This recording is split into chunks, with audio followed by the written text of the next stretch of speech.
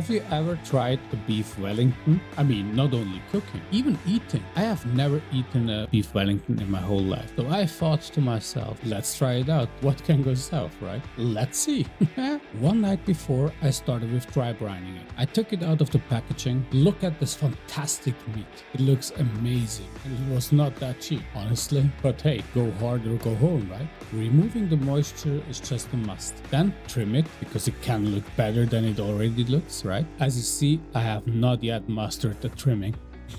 Then season it generously. Usually I use salt and nothing else. Season it on the top, then on the bottom, and of course you cannot forget the sides, right? This kind of meat you need to salt on each side and very generously because the salt needs to penetrate deeply into it. Without this step, it will not come out as we wish to. Then put it into your fridge overnight and just wait for the beauty. Now let's go further to the next step. I started with the mushrooms. Before I was not imagining how hard it will be to get them as small as possible. I started off by slicing it, then I took my knife and you see, it was just painful. I tried to haxle it very small. It was a pain in the ass. But then I thought, let's go with 2 knives, right? I haxled and haxled. Here's the end product. I mean, you can go even finer than I did, but honestly, it was way enough for me and I don't need more. Next to the shallots, I started by peeling them.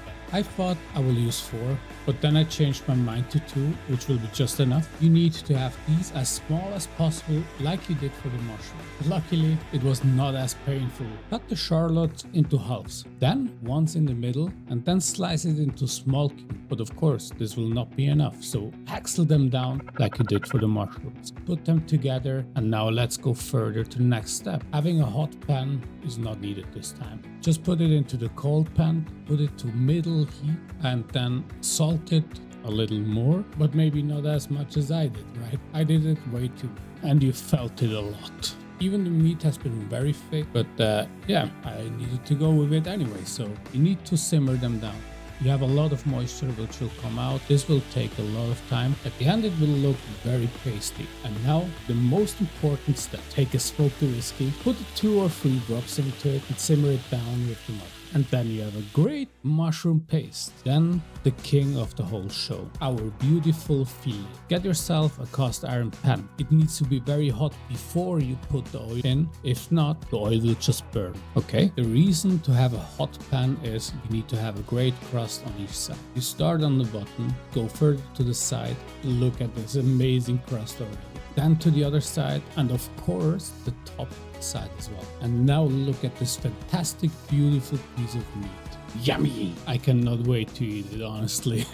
And further to the mustard. You need to have a very spicy mustard because for such a thick meat, the mustard will be not sensible. Yeah, normally you would take Dijon mustard, but I had just spicy mustard, which will also be enough. So nothing to worry about. Just don't forget, the more the better. The end is near, my friends. Starting off with omelets, which I produced beforehand. First ground omelette, then the beautiful prosciutto. Make sure to have a big enough space to wrap the whole meat inside of it. Look at it, my mouth is watering already. Next layer, the mushrooms. They are smoky, so you need to have the full layer with mushroom. Don't forget, it needs to cover the whole meat. And now everything gets serious. Here is our beautiful meat, covered with mustard. This step was very difficult, because you need to pay attention that the layers are not ripping off. You need to have a lot of patience for it. Get yourself clinched plastic foil. Maybe you need 2 layers because mine have been too short. Cover the whole thing into it and then you need to roll it. Roll it as much as possible. It needs to be very, very tight. Like the shawarma king would say, if it's not tight, it's not right. Now the whole tastiness goes into the fridge. A cold roll will help us enormously for the last step, but now let's go into the garniture. I took puff pastry, cut it down to long strips, rolled it to a long Wurst. Wurst means sausage in Swiss German, just for you to know. At least, like I said, in Germany it means just Wurst. We need to have 3 long sausages to create a beautiful garniture. I decided myself to make a braid out of it. Here you need to have 3 strips laid together one by one, like you see in the video. I mean, I have done the same thing with my sister's hairs when I was young. and it never has been as nice. But honestly, I am pretty impressed how it worked out right now. I mean, of course you can do it better, but I love it. And to the next step, we need to have 2 big layers of puff pastry, lay it down, cover the whole thing with egg yolk, only the egg yolk, you don't need the egg whites. Paint, paint, paint, paint, paint, paint, paint, paint, paint, paint. Then seal the 2 puff pastries together. I mean, you could do it beforehand, but I forgot it, so I will do it right now. And now the trickiest part comes in. You take the whole thing which you produced beforehand, take it and put it onto the puff pastry.